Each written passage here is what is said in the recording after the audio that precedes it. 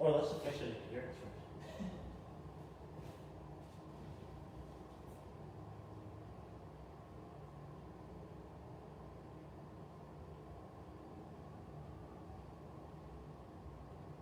We're good. Let's give it a couple minutes, 6 seconds, see if it locks in. Yo, mic check 1 2 1 2. Make sure you can hear me. That's all that is. Yeah, just a quick little mic check, mic check. If you're in the comments, make sure you can hear me. Make sure you can hear me. Make sure you can hear me. Hopefully we're all good. But without further ado, guys, we're here. Long awaited. Welcome to the first Corner to Corner podcast episode. So, Corner to Corner, the whole thought behind this whole thing is just corporate to culture. Just talking about everything from the corner office to the corner block, from business to stocks to what's going on with the latest trends and the latest business and black culture and the black business and black movies and black everything. So that's why we're here at Corner to Corner. It's just about leaving here with information, honest conversation, and then just being able to take from this and implement something real into your life. Whether that just be a quote, whether that just be you actually get a real business strategy out of this, whatever that may be, we just want you to take Corner to Corner and really use it for your life. So without further ado, as you can see where we're at the Creators Lounge. So my first guest, special guest, so we got the Miss Indaria Jones here. So first, before I let you speak, I gotta give a special shout out to Indaria, because a lot of you guys don't know, behind the scenes of a lot of my business, a lot of my success is this woman right here. I don't know if we talked about it before, but I don't know if you know about, you gave me my first speaking engagement at the expo. Remember? Yeah, we did the expo, and that was my first actual speaking in front of people. It was from the Walt Wednesdays, and they was like, the wall come down, I want you to do the expo. Oh, yeah. Yeah, so bigger than that, one, she helped me get this started, and two, just what she does for the community, just what she does as far as her energy, as far as what she stands for, who she is, and then also where we're at, this building, that up there, that came from a thought, that came from my idea. So she was able to manifest that and to be able to bring that to life. So one, I personally just want to say thank you for all that you've done, and two, for maybe the 3 people who don't know who you are, you can introduce yourself and let them know. Hey y'all, so I'm Indaria Jones, owner of the Creators Lounge, which is a co-working space here on the south side. It's a membership-only space. We have memberships to rent out our office space, shared desks, and our lounge areas where people can come, get their work done. If they're working remote and don't want to be at home all the time, this is definitely a space where they can come, utilize the Wi-Fi, be around creative, like-minded people to help, bounce ideas off of, or even make work fun, whether it's for your business or for your professional self. So we have a monthly membership here for that, which Walt is a part of, and we also have a digital membership. We have events all the time. We always love to support our members in every way possible. And so aside from that, I do work for the city of Syracuse in economic development.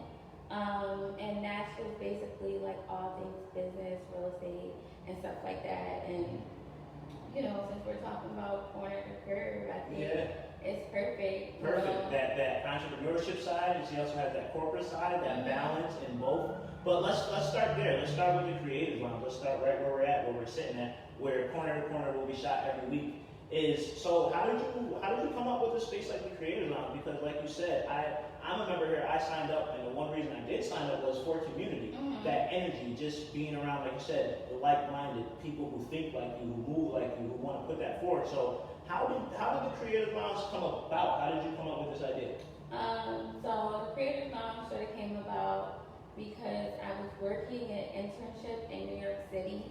At an entertainment company, and I was working for a lot of celebrity clients, Kingpin Entertainment. Okay. So we was working for like DJ Khaled, that's lit. Erica Mena, Kent Jones, Mimi Foss, and as far as like Mimi, I help transfer her brand from like what most were saying, like Mimi to May.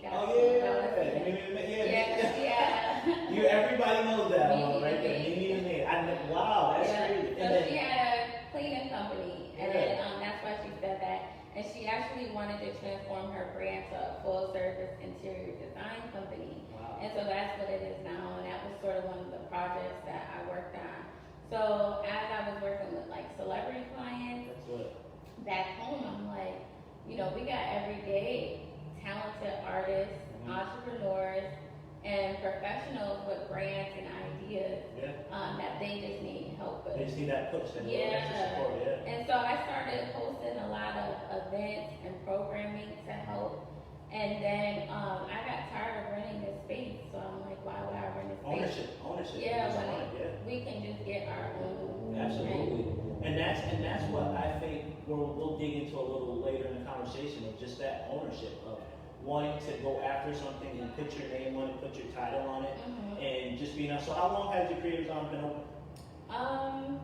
Because I know you open, close, we had to deal with the whole pandemic and all that kind of stuff. And we are open back up now, so you guys can come down and sign up if you guys want to come down and see Indaria. They are open back up now. So how long has it been a functioning entity, right?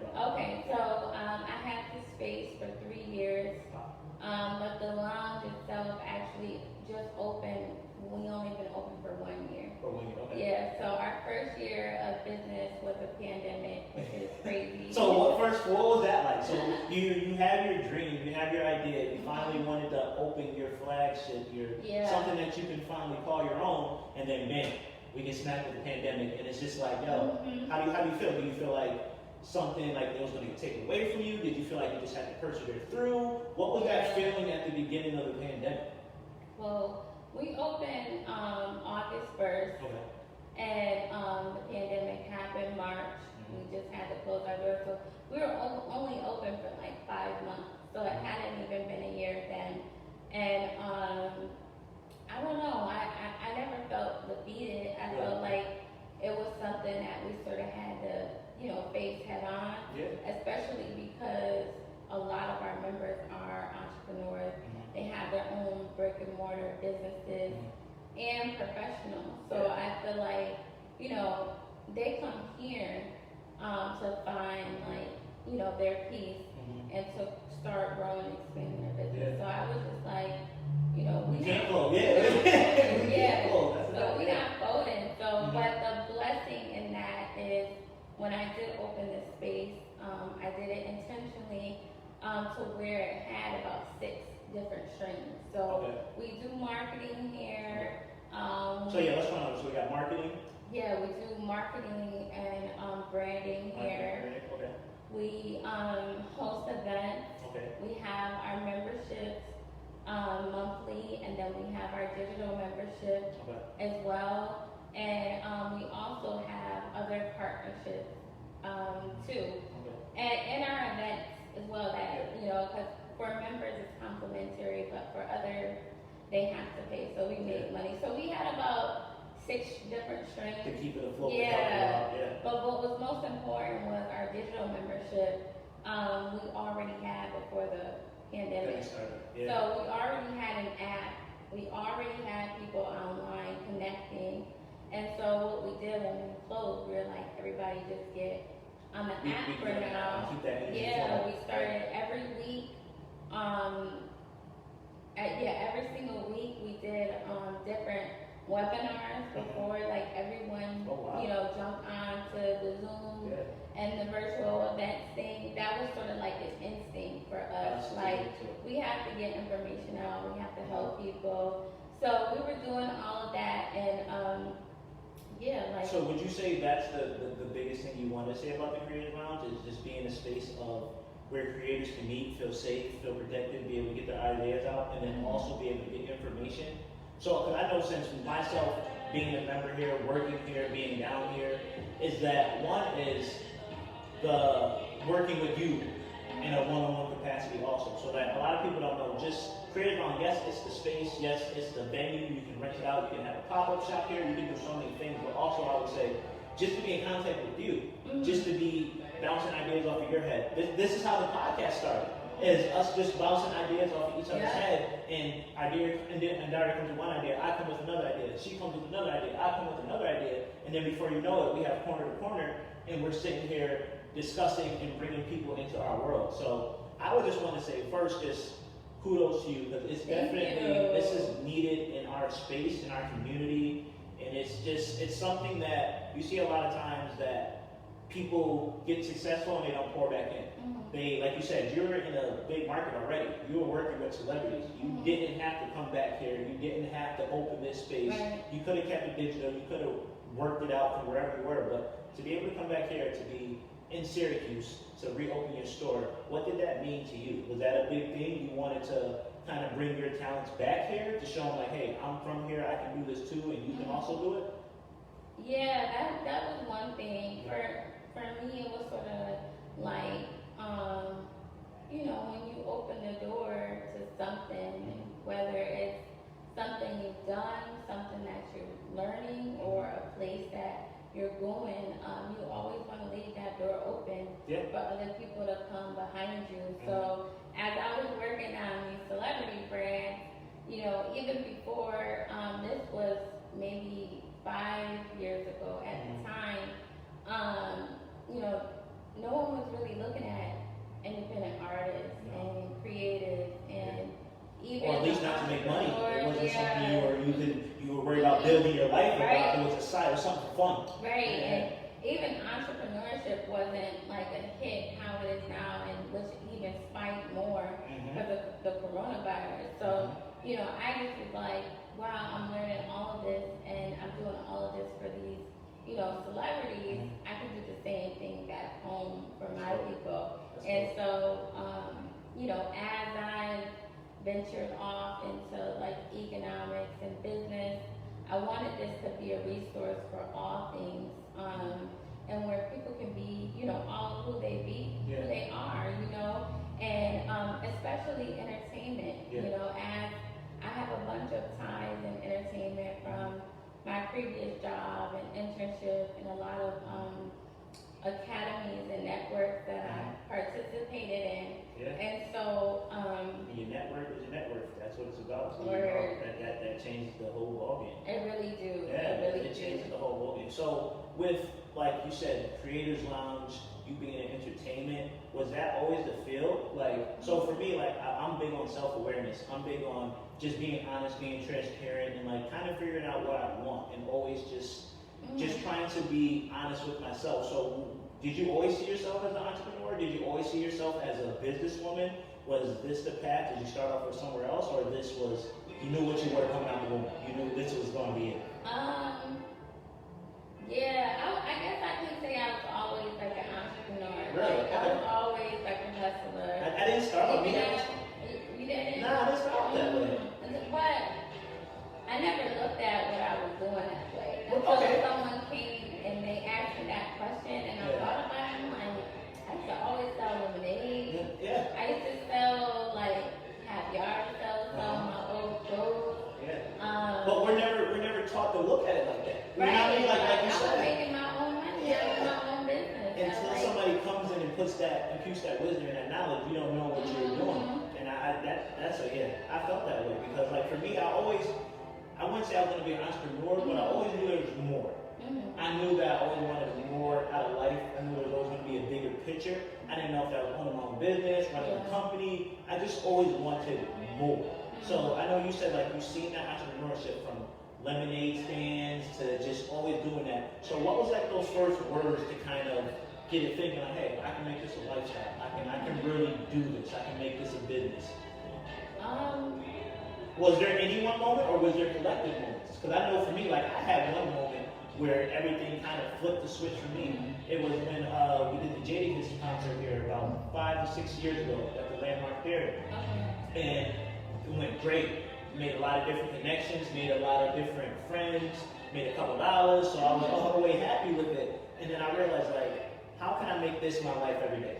You know what I mean? That's what I took from it. Like, I created, I grabbed the DJ, I grabbed this, I had partners, I had friends, I had to get the venue. I realized, oh man, I like creating. And then I realized I like seeing people have fun off of what I create.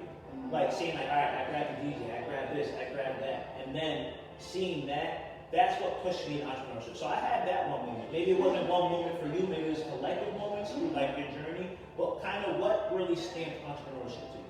What was that? Yeah, I didn't really have a spark moment when it came into entrepreneurship and sort of thinking like, wow, I could really make money off this. Because I started off, when I first started in business, I was selling t-shirts. Okay. I remember the like language. Yeah, that's how this came about, was from t-shirts, and then that grew its own community who wanted to meet, but also they were entrepreneurs, they were professional, they were creative, and they had all these questions about how to put together a business, how to market themselves, how to brand themselves, how to just again, they really wanted to know, how can I really make this right? Yep. And also they wanted to be around each other too. The energy. And it was right. Yeah. And it was like crazy because it was like all of us, we were born and raised in Syracuse, and we had never saw or known each other. Isn't that crazy? Yeah. This little segue, like, that's so many things as I know you see it, like, there's so many people like, oh, you're art, you're this, you're that, but we never crossed that. Why do you think that is and shit? Because like you said, there's so many talented people here in so many different realms, but we don't cross paths. I think it's just a matter of someone stepping out in their purpose. Okay. Being to have that boldness. Yeah, I think the moment that you step out in your purpose in life or doing what you want to do, the like-minded is going to automatically attract. And I sort of think that's what happened when I started selling t-shirts.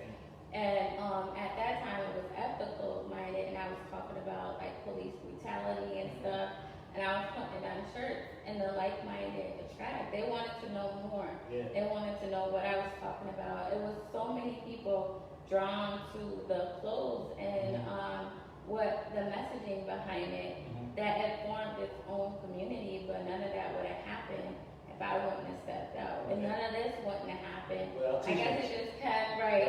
No, because I love to simplify things for people, because sometimes people be like, oh man, we see Indaria the way she is now. She got it going on. She got the business. She's straight. She's lit. But it started with t-shirts. Yeah. And then t-shirts became something else. And then something else became something else. And you were able to build that. So, like, it always starts with just one small seed. Like, so you see the creators on. Yes, we're sitting here now. She owns all this. But it started from a t-shirt.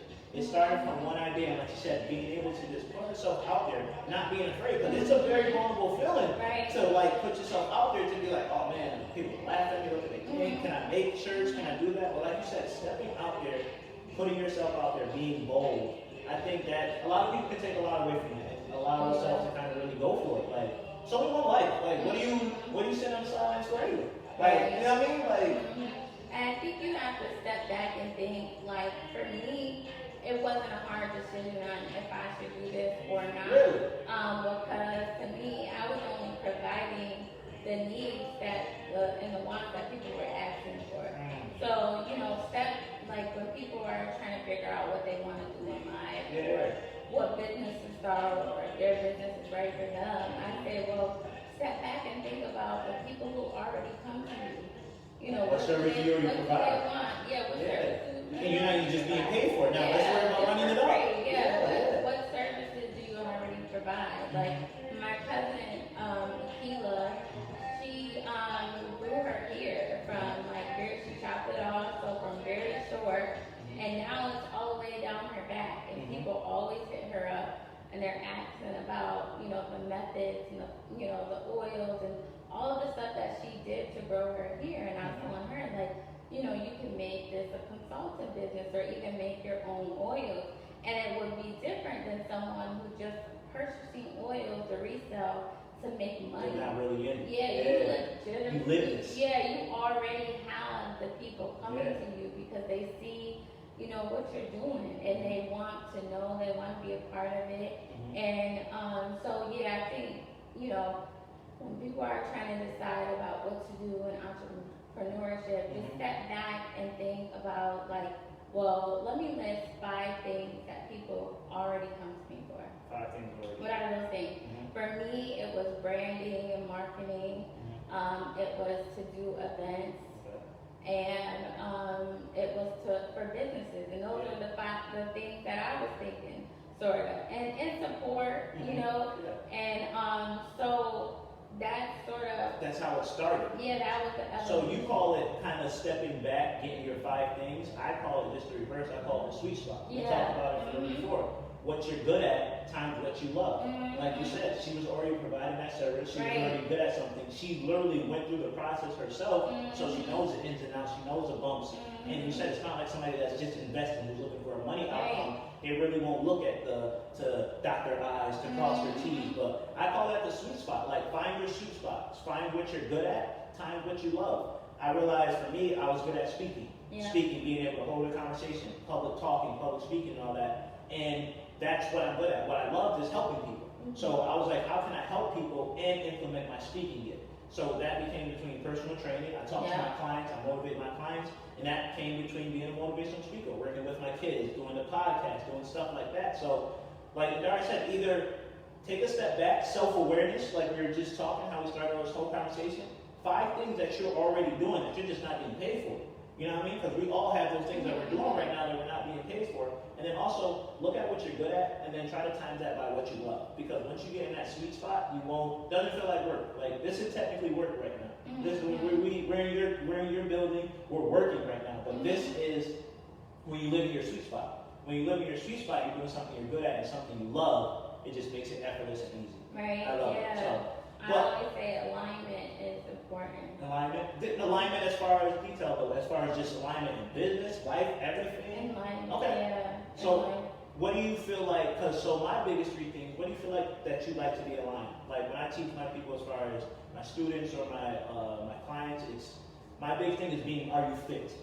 Are you mentally, physically, and financially fit? That's why I feel like that's where my alignment falls under. And I feel like if you have those 3 pillars of being mentally fit, physically fit, and financially fit, you give yourself a chance, basically. Yeah. You know what I mean? You're just giving yourself a chance. So what would you say is or what would you pride yourself in your alignment? How does Indaria wake up every morning? Yo, I gotta make sure this is good, this is good, this is good, so I can attack the day. I can be the best businesswoman, owner, mother, just citizen of the world.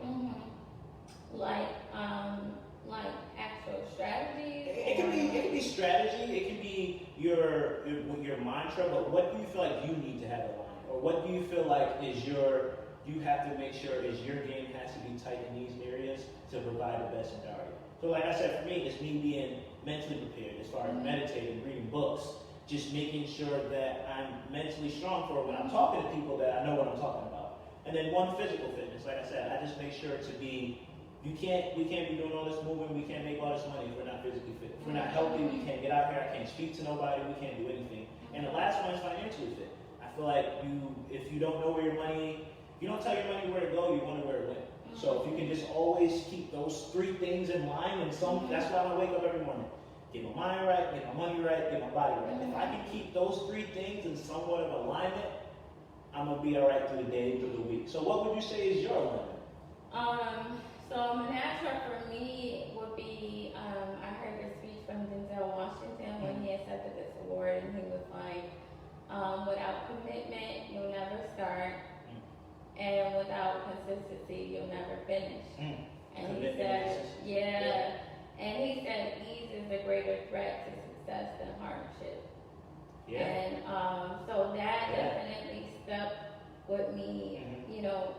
I can see that already. You are consistent. You're committed and you're consistent. And so those 2 words, you know, when I was driving back and forth from New York City every day, and when I was trying to get my space open, and you know, even like raising the money to invest in this space, 20,000, you know, without any loans or anything like that. You know, all of that was like commitment and consistency. I didn't really want to need a loan at the time. I wanted to see if my business model can work on its own. And so yeah, that was definitely, you know, something that I had to be committed to and do everything to be. And how would you define commitment? Because I'm committed to, and I feel like people play with that word. Because I feel like some people aren't committed really, because commitment, I feel, in my opinion, is like, even when you hit the hardship, you're going to go through it. I feel like people now, when they hit a bump or they hit something, or maybe they didn't get 30 likes on that page, or they didn't get all those retweets. That kills your dream and they're not committed. So how would you tell somebody to really like, or how would they find out if they're really committed or not? How do you gauge that? Like how would you tell somebody to be committed if they really want that idea or that job?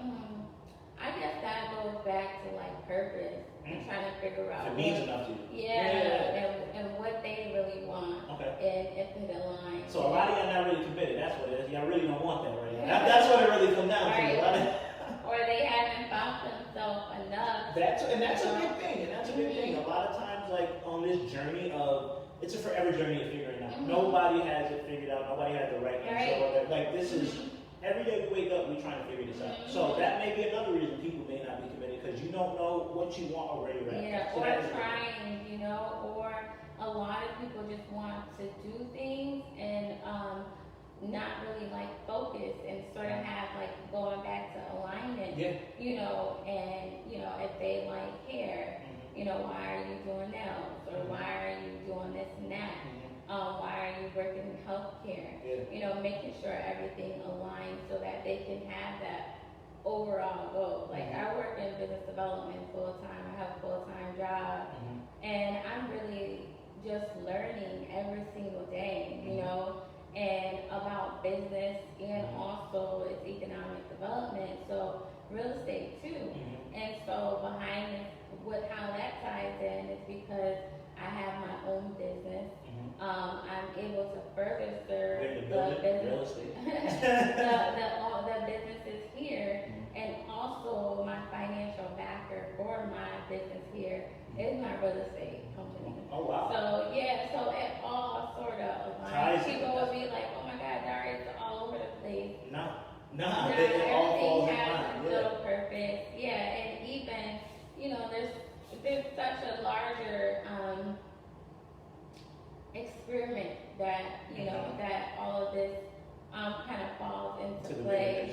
And I just can't wait for everyone to see it. See, really, I'm that way too. I'm that same way. I'm like, I just wait, just sit back and watch. Yeah. So, I've been telling people, I'm just like, just sit back and watch. It's coming together. There's a reason I'm pulling from this way. I'm pulling from this way. I'm pulling from this way.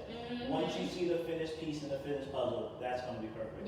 But before we move on to the next topic, I just want to talk about consistency. That's one more thing that you said. What does consistency mean to you? I feel like, to me, consistency is big.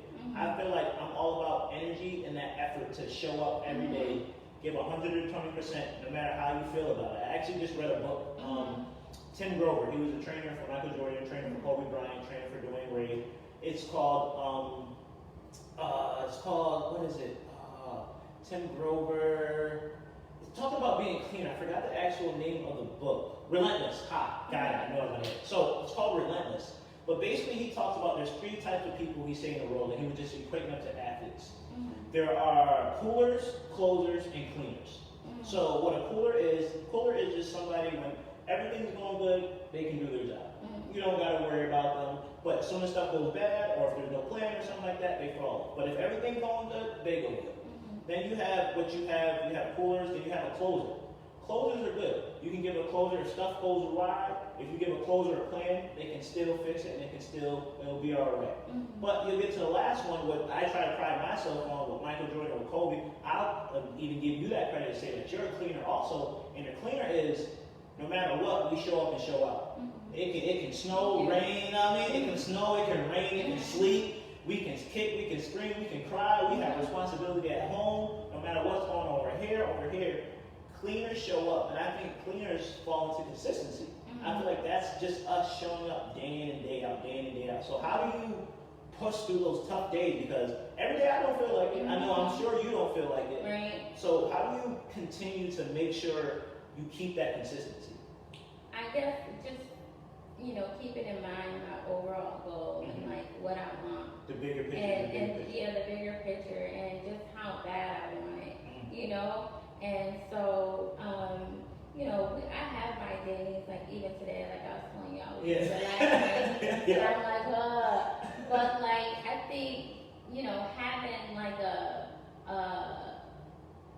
a formula or a mantra is so important, but those 2 are mine. So when I'm like, don't feel like it, like moving, or don't feel like working, or don't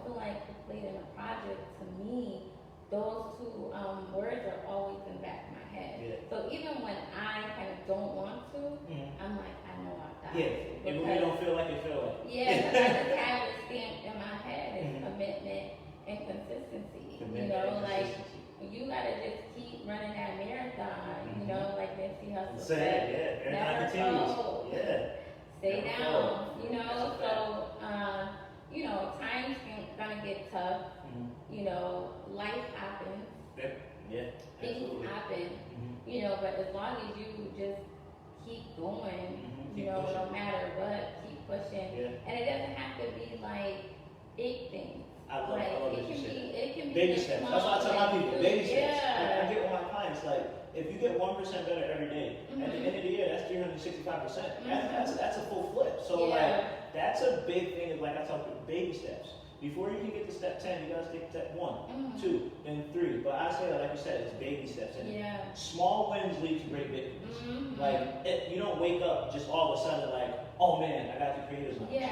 I won with shirts, I won with businesses, I won with this, I won with this, I won with that. You started piecing together those small wins, and then before you know it, the big win came. So baby steps, making sure you small step it. A lot of people, especially these days in social media and entrepreneurship, they don't really see the journey. And like I said, you see the end goal. You see everybody got the boat already, everybody got the house already, and then you're like, yo, what am I?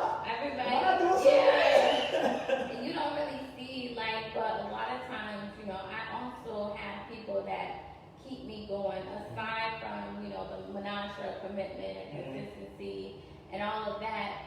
You also want to find people who you're inspired by, but not even them as public figures or whoever, whatever, but their work ethic. And so, I love Beyonce. She's great. That's it.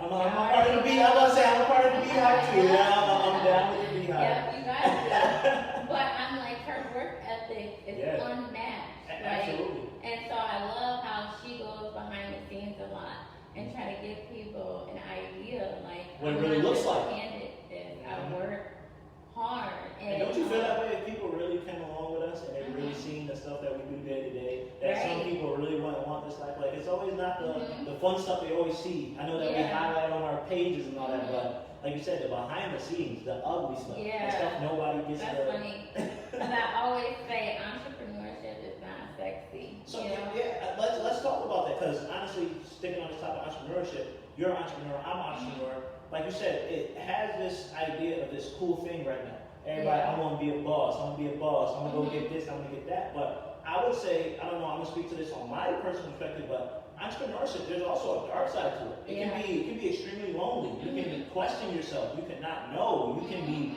it's very vulnerable. You know what I mean? I look up things that entrepreneurships have also one of the leading suicide rates in America. So it is a lot of fun. It is a lot of glitz and glamour. We do get to be the bosses. We do get to do that. But there's another side of it. There's a side that nobody sees, that the late nights and early mornings. You know what I mean? Just that kind of how does that feel? To kind of shine a light on. We did all the fun stuff about entrepreneurship.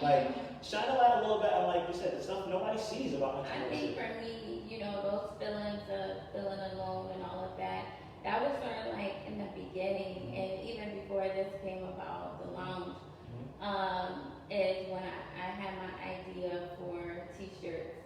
And just people closest to me, and even now, every time I have something new, you think when you want to start a business or you have a new cool idea, that the people closest to you are going to be the most happiest.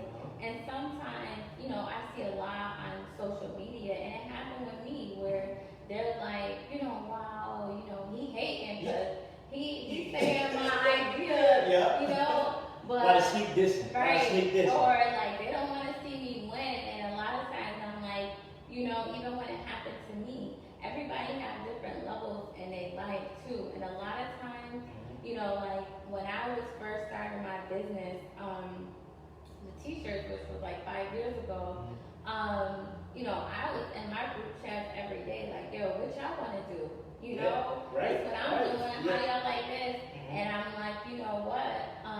Then I started seeing a lot of my friends sort of like fall off. Yeah. And just at first I thought it had something to do with me. You look at yourself like, what am I doing wrong? Like, But I think sometimes when everybody are at different stages, in their life, which is okay, and they're not. Sometimes some people don't be ready for the level up or wherever you are. Everybody's not I always gonna make it. say Yeah, that's my lesson. I used to always say that, like, everybody can't come. They can't come, and that's the reason. Like, Everybody can't come. because one thing I say is like, I had to get out of that a little bit too, because you at first you take it personal. You're like, yo, like, oh, I got an idea, come holler at me. Like, I'm really trying here. But like I said, everybody can't make it, and that for me, I had to realize it's my vision. It's my idea, and it ain't for you to see it. I treat it like a baby, like a newborn baby. You don't ever let everybody touch your baby, kiss it. You don't let everybody see your baby. You don't bring the baby like 3-4 months into the baby. It's like that's how I feel like people have to feel about their vision. You gotta, like you said, you gotta protect it, because you think the people who are closest to you, the people who think are gonna cheer for you, they might not actually cheer. They might actually look at you sideways, because I think it is, they see where you are at. Like you said, the level up. We were at this level. But I kept going. And they still remember Indaria from this level while they're yelling at you from the bottom. It's like, I'm not changed, but I want more. You know what I mean? I just want more. It's nice, and a lot of times too, it's like, you know, if you guys are both, you know, your friends are at this level, and you're like, yo, let's go together. Let's do it. You know, a lot of people just aren't ready to face whatever demons or things that they have to face inside in order for them to figure out their purpose. Finding out your purpose is hard, because it's not even just business. It's like personal. You have to figure out why you are the way you are today, like digging back into trauma. And you have to solve that or figure out how you can be a purpose to solve that. And so, a lot of people just, you know, don't be ready for the conversations, but they'll come around. But what I tell a lot of people, you know, fast forward to now, is that, you know, you don't want people to support you. So now, like, I have a bunch of friends who call me and they say, oh, I'm gonna come down and I'm gonna support you, and I say, I don't want your support. I want customers that need me. My focus are customers that need me, not friends, not family. That's just trying to make it look good.